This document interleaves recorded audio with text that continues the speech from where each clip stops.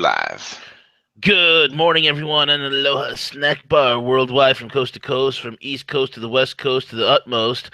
It's V and CJ coming to you live on another morning edition of Mornings with V and CJ, where we break down the news, the information, everything that you could possibly get into and understand and hear and know what's going on.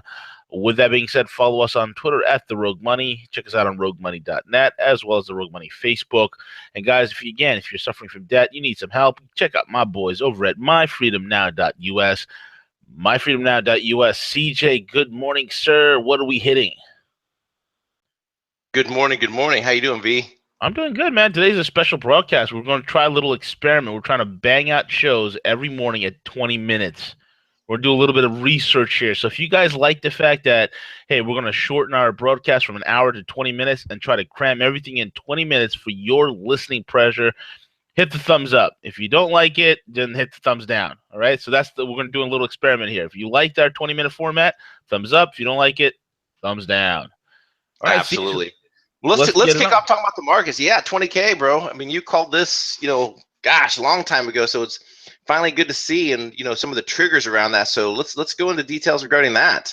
Man, it's Dex, the algo capitalist. Dex is Dex has been saying this for quite some time as well. He's been saying, Dow 20,000, Dow 29,000.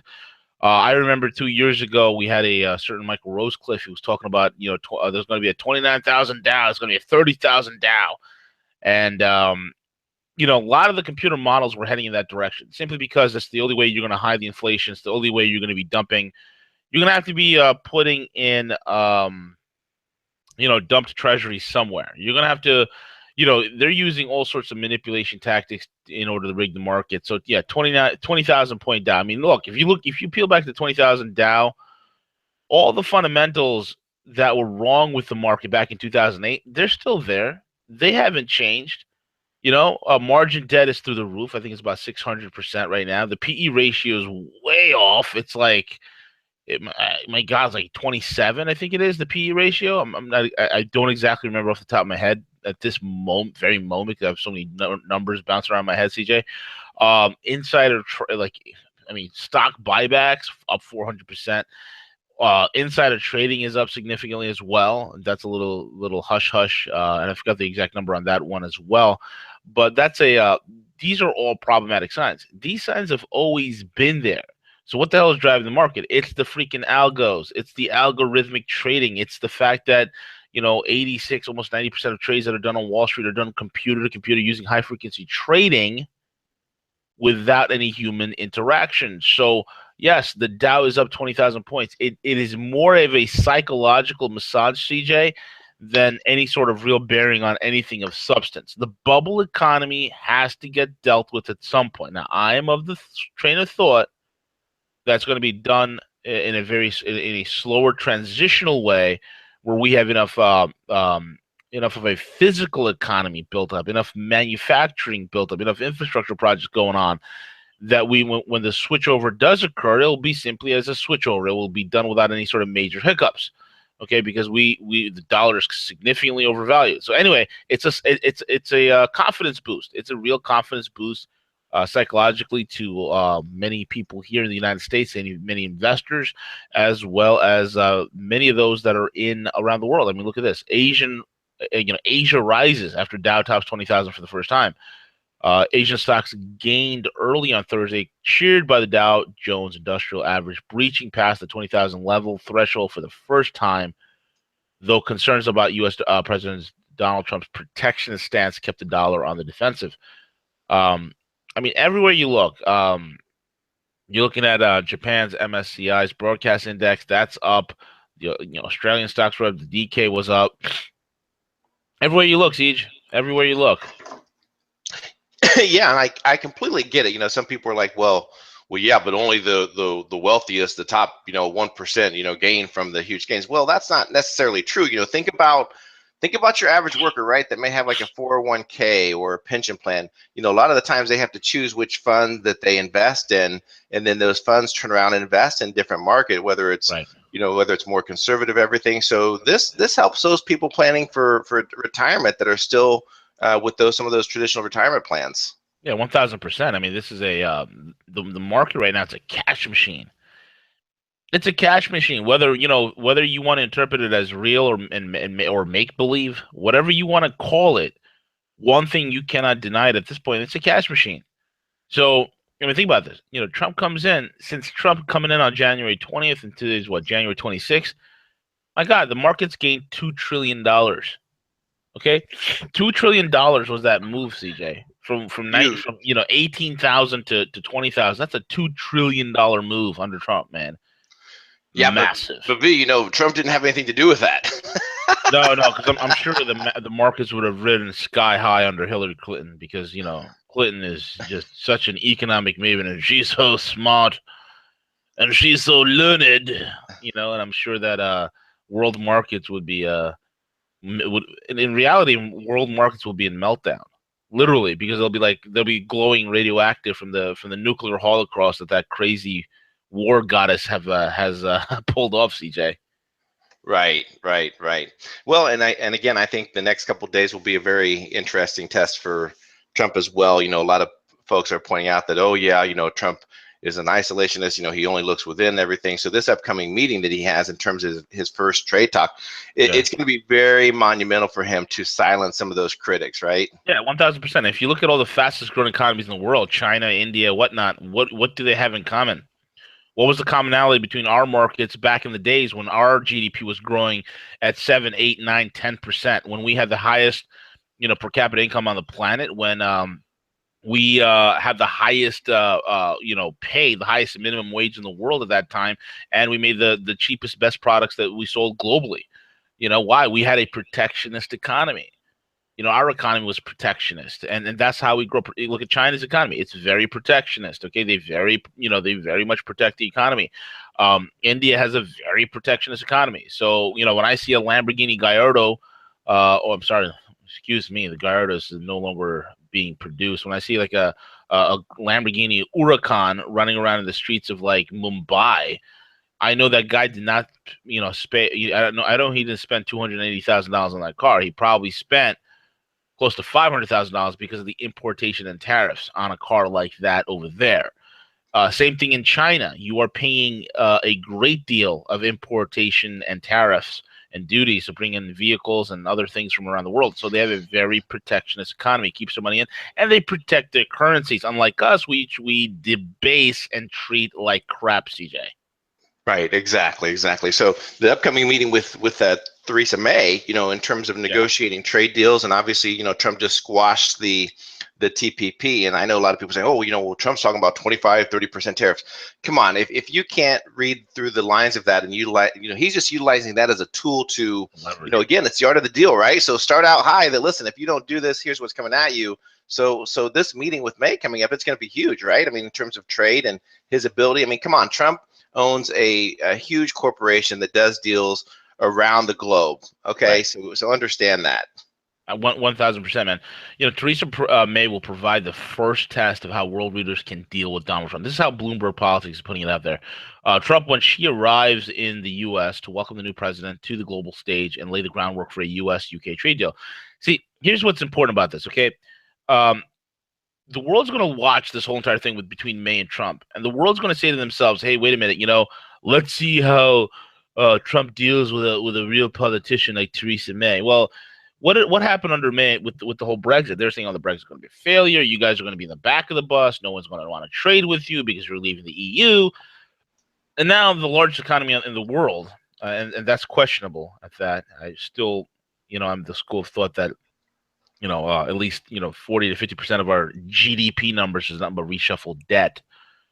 So here she is. Theresa May's coming over to meet with the president of the United States, and they're going to be cutting trade deals. Trump understands how important it is to leverage the UK and bring them into our fold. The further the UK is brought under and away from what is the smoldering ruins of what is once known as the EU, the better it will be. Because now, CJ, here's what's critical about this that nobody's talking about, nobody's discussing. Everybody's watching how the UK is treated by the US. if the UK is engaged with mutually beneficial trade deals, if they are supported with real economic policies, if the relationship between the UK and the US goes smoothly, all right, if that goes well, CJ, I'm telling you right now, what do you think Italy's going to do? Think about this, bro. What do you think Italy's going to do? What do you think? Oh, it's huge, monumental, right? Tremendous, bro. Tremendous. Because that now Italy's like, wait a minute, there's the exit doors. Not only do we have the Russians on the east that could help us, that are willing to do business with us, and the Chinese. Hey, we got the Americans too. Why are we in this union again? Like, why are we in this union? What do we benefit? Like when we had that earthquake and we asked for funds, the EU said no. Why are we in this union? And then the Greeks are like, "Opa, what are we doing here?" Right? And they're going to want to split. They're going to probably want to dump the euro and get. And the only thing left, and yesterday he put into place the he signed the executive order to stop the immigration from 7 Islamic and North African countries, putting a stop to it. Okay. And people are like, well, what about those families that are go see Mother Merkel? Hashtag go see Merkel. That's the whole thing. Go see Mother Merkel. Don't come here. Go to Germany. Go to Mother Merkel. She's very open. In fact, they have feminazis in Germany that are singing Allahu Akbar. So go see them. They love you guys. Something about feminazis. Okay, these feminist Nazis that are out there in Germany. And the fundamentalist Islam. I don't know what it is. Maybe it's the clitoral mutilation that turns them on. I'm not sure what it is. Maybe it's the beheadings. Maybe it's the what is it about radical jihadists that the radical left loves so much? I'm still trying to make the connection here, CJ. Still trying to make that connection, bro.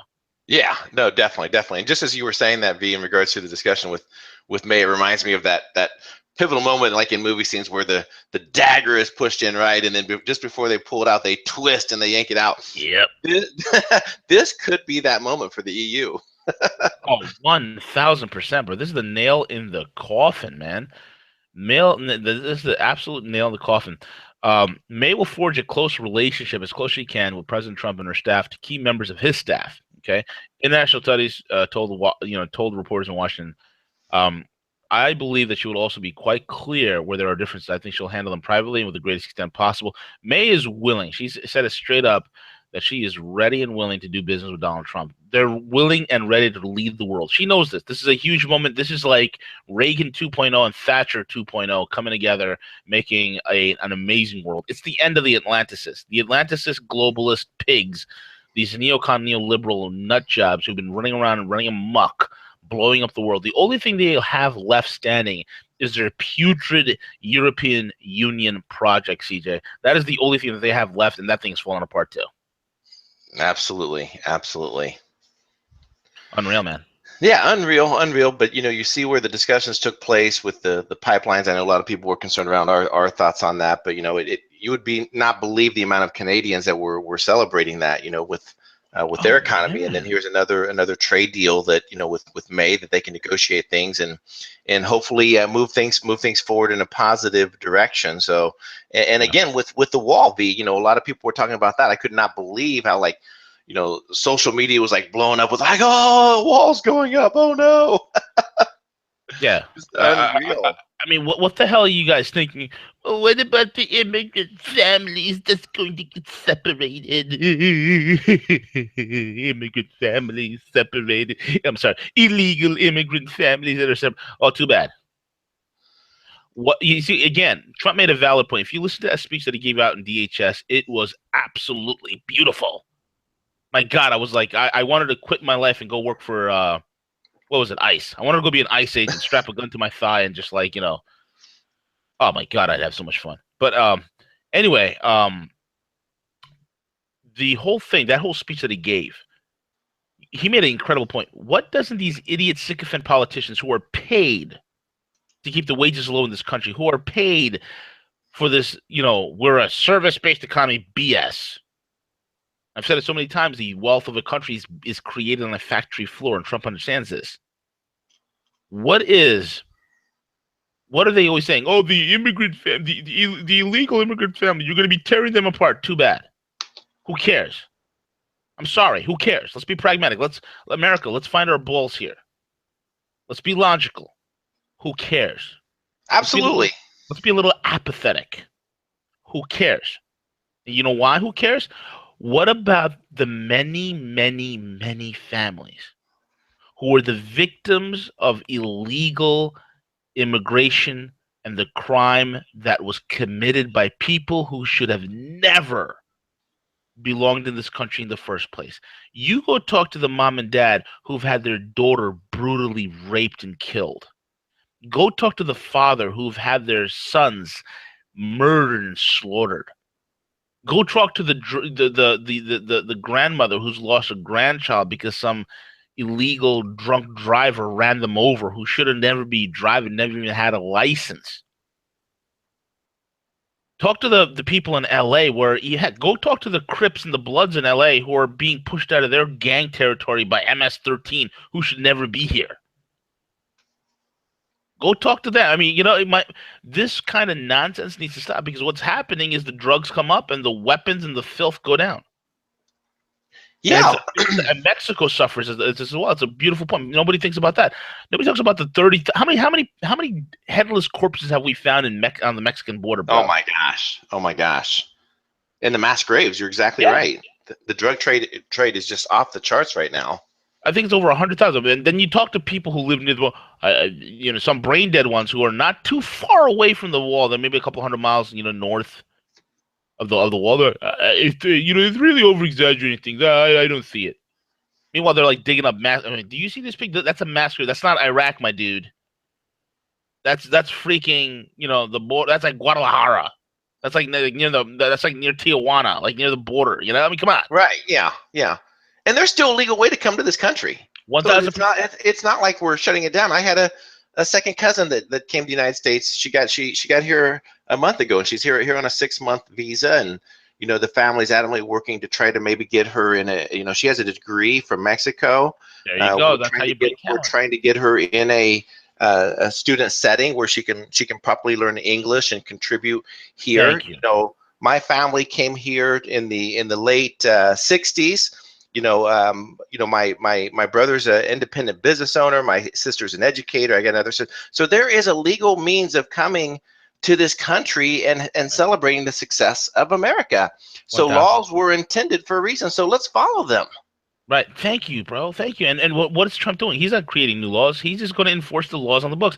And it just so happens to be he's got a mean, nasty SOB Marine General John Kelly who's going to be enforcing it. Exactly. He's got a devil dog. He's got a leatherneck enforcing the laws, bro. I can sleep well at night, man, knowing that a leatherneck, knowing a devil dog is at the helm of DHS, which is a law enforcement organization. I mean, he changed it, and he said law enforcement agency. Apart from a liberty destroying, we're itching for martial law agency. Trump's really converted that, bro. Well, not only that, but we're transitioning to following the law versus a Justice Department that's just completely, overlooked so many things and actually violated constitutional rights. So, 1,000%. So look at the difference. It's like complete opposite end of the spectrum. So yeah, totally get it. Yeah. So obviously those folks were triggered a little bit, but I think by far the people that were really triggered the most were the environmentalists, the EPA supporters, the scientists. They were really triggered the last few days. Well, they were triggered. They're about as much triggered as that crazy old woman that was thrown out of the plane. Yeah, I saw that. She was angry. He doesn't believe in climate change. Neither do I, bitch. Well, they did the right thing. They're like, you need to get off the plane. That you don't have a right to come in and violate someone else's rights just because they don't believe in everything that you do. Come on. That's exactly what I'm saying. Because my whole thing is like, look, climate change is bullcrap. It's horse crap, front to back and side to side. Okay, it is horse crap. It has been disproven so many times. And anytime somebody says, "Well, the consensus, it's a unanimous consensus, it's climate change," you're a friggin' moron. Unanimous consensus by who? Real climate scientists? I don't think so. You look at where all this climate change data comes from. It comes from the the International Panel of Climate Change, the IPCC. That is the main organization that is on the forefront. That is the mecca, the monolith, the everything of climate change, and everything to do with climate change comes out of them, right? Right, right. They've been caught a billion times fudging the numbers, bro. A billion times they've been caught fudging the numbers, making things up. Yeah, so yesterday we have members of Greenpeace that, and I don't know how they did this. You think that they wouldn't be allowed to. You think the Secret Service or somebody would have shut them down, but they climbed this huge crane, near the White House and hang this huge banner that says resist. And I think that they all backed that, so you have the scientists that came out and are saying that they're scared about Trump. And so basically what's happened was one of the chief scientists in the Climate Science Legal Defense Fund produced a booklet of basically, the day after Trump was elected. It was a pocket guide for scientists on handling political harassment and legal intimidation. Yeah. And this all stems from where, Trump just basically came out and said, listen, we'd like to have a little bit of input, when you're publishing these reports and what you're releasing, we'd like to take a look at it before you do this. So they looked at, well, look there, he's limiting our rights of free speech and everything else. No, it's not a matter of free speech. It said, we want to, the information you're providing to the public, let's verify that it's accurate. Yep. And this is how the New Yorker magazine responds to that. Scott Pruitt, who's reportedly Trump's nominee to head the EPA, is an outspoken critic of the agency that he would lead, though his criticisms have little basis in fact. Oh, you libtards. Oh, you snowflakes. How does it feel that now that we own all of your safe spaces? How does it feel that logic has come into play and your little snowflake wonderlands filled with rainbows and unicorn farts have come apart? How does it feel to know that, you know what, climate change is an absolute legal joke? And dude, like what you said, man, the Climate Science Legal Defense Fund. I mean, what a joke. These guys, there's a lot of fear among scientists that they'll become targets of people who are interested in science as politics rather than progress. What progress are you talking about? Because clearly every scientist who has come out, CJ, if I remember correctly, that's come out against climate change, exposing it for the sham that it is, exposing to the fact that it is part of a globalist control. It is part of the UN's Agenda 21. Look up Agenda 21 for yourself. Okay? Every single scientist who exposes it, that it doesn't make any scientific sense, there's no basis for it, they're either shunned, they're threatened, they're oh my God. Why? Because look, here's the deal. Climate change is a multi-billion-dollar industry. There's tens of thousands of jobs depending on the fact that this lie is propagated. It's the time. See, what Trump is doing, he's taking the BS hammer to everything, CJ. Well, yeah, I mean, let's take a look at the EPA, right? What exactly have they accomplished, the last several years? So think back to the time where they accidentally released millions of gallons of wastewater into the Colorado River, right? So they're doing this thing and they accidentally release all this and pollute the environment. Let's think to the EPA workers that were sitting there and surfing porn from their computers in their office because they were so bored, right? Right. That's all they were doing. Yeah, let's think of the EPA worker that did not work and did not show up for work for how many years was it? Be like 10 years he didn't show up for work and said he was a CIA agent. Yep. For 10 years he didn't show up for work. He was still paid a paycheck every week.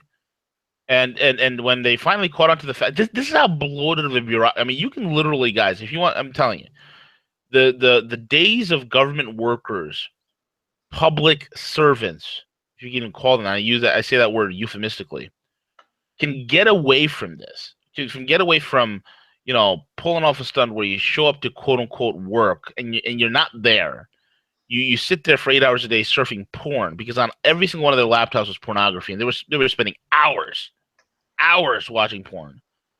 And this is what they were doing, and still collecting paycheck. Where one of the head guys over there was, I'm a CIA agent. Guy's a lunatic nut job, and he's getting a paycheck every week, taxpayer money. You want to talk about waste? EPA is a wasteful spender. It's got to, cut it down or get rid of it. Same thing with the Department of Energy.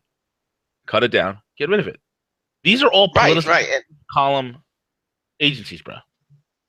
Absolutely. And believe me, we support all the advancements in science and technology. However, when you become this bloated agency and you don't really accomplish anything. I mean, it's time for reform. It's time for change. Yeah, 1000%, man. It is time for change. It's time for reform. You got it absolutely correct, bro. Absolutely correct. Anything else, man, you want to cover? For today, I think those were the majority of the headlines. Again, it's a big day. You know, Trump's meeting with the congressional people there in Pennsylvania, I believe, today for a big meeting. So it'll be interesting to see what comes from that. But yeah, so other than that, I think that's about it. All right, cool. Do we hit that 20-minute mark? That's a good question. I think we're. Yeah, I think we're about there. I think we're into it. Fantastic. And all for you feminazis, a beautiful headline on Drudge. It says 3-hour rape filmed on Facebook Live. So check that out for all you feminazis who love the migrants, who love them. Yes, in fact, indeed, yes. All right, with that being said, guys, this is our new experiment again. If you like our new format, thumbs up. If you don't like it, thumbs down. Just let us know. This is a test. Let us know what you think. This is V, the Grill Economist, and my main man, CJ. CJ, give out your shout-outs, bro. Yeah, everyone have a great day. Check out roguemoney.net. A couple of hard-hitting articles the last couple of nights that are out there, so go check them out. And this afternoon is going to be hanging with Harley. So subscribe. Hit the subscribe button. Press that little bell next to the subscribe button. So the afternoon shows, when we go live, you'll get the alert and you can join us. Okay, so hit the subscribe button. Harley's going to be running down the entire thing, what's been happening this past week with Trump, with the globalists and everything. So listen to that show today. Catch you guys later. CJ, take it away.